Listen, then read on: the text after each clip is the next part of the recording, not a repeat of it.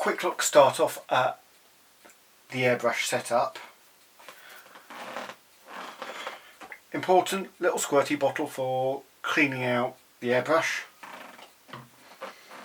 Something to contain any residue from your airbrush when you clean it out. Blank piece of paper. I'm using very cheap cartridge paper from an artist's pad, just so you've got somewhere to test your spray before you use it. Bit of tissue. You don't need a face mask quite this radical, but something just to stop you breathing any of the particles in. You're not worried about fumes, there are no solvents involved, but you don't want the really fine particles that you're spraying onto your miniature to be breathed in. A standard COVID style face mask will do, to be honest. Most of us have got them by now. And a rubber glove. You only need one. Great for doing Michael Jackson impressions.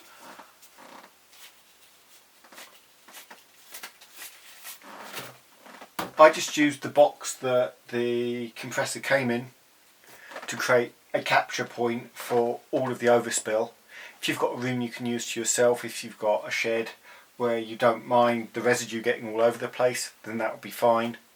You don't need, if you're not going to do a lot of airbrushing, the big fancy extractor units you can buy. That will do you fine. If you're going to be airbrushing for 7-8 hours a day, you might want that. I haven't noticed any of the residue getting on the stuff behind this area. Compressor. This is where, if you're starting off, I would put your money. Get a decent one. You can use it for all sorts of other things besides airbrushing. One with a container of some kind to hold the air. My brain went, so I can't remember the correct term, but hey, that's not important. Flexible hose to go to your airbrush. Pressure gauge, so you know how much pressure is going to your airbrush. This little knob controls the pressure. You pull up to open it and push down to lock it. I usually leave it unlocked. And this particular model came with something to hold 2 airbrushes. 2 airbrushes. We're going to be focusing on the cheap one that came with the unit. So this one says it's a Fengda FE130, and this is a Fengda 186K compressor set. It's generic Chinese from a Chinese factory and then stamped Fengda, so you'll find it with all sorts of different brand names and it's the same product.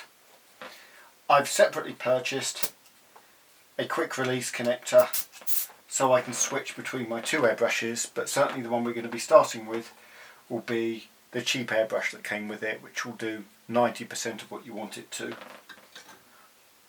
I have purchased separately, the opposite end of the market, an expensive airbrush so I can use it for high detail work.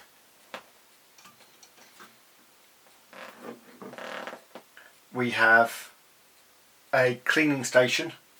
This is there so that when you're trying to clean out the internals of your airbrush, you just pop it inside, and when you release, anything you're spraying goes into there rather than out into the atmosphere, or as I've seen some people trying to spray in there and then you just spray up all the residue.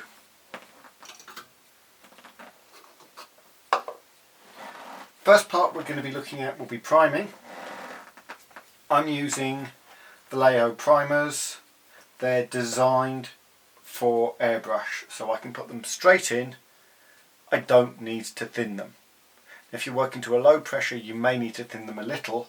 I'll probably add a little bit of flow improver when I start, but that saves time. If you're not trying to do anything fancy, just use stuff that you can put straight in and spray. You get varnishes, which are the varnishes I use, that can go straight in. You get primers that can go straight in. You can buy a range of paints that are designed for airbrushing from Vallejo and various other people, but sometimes you may find you need to thin those if you're trying to create a glaze or a specific effect. So that's the basic setup. All you really need to get started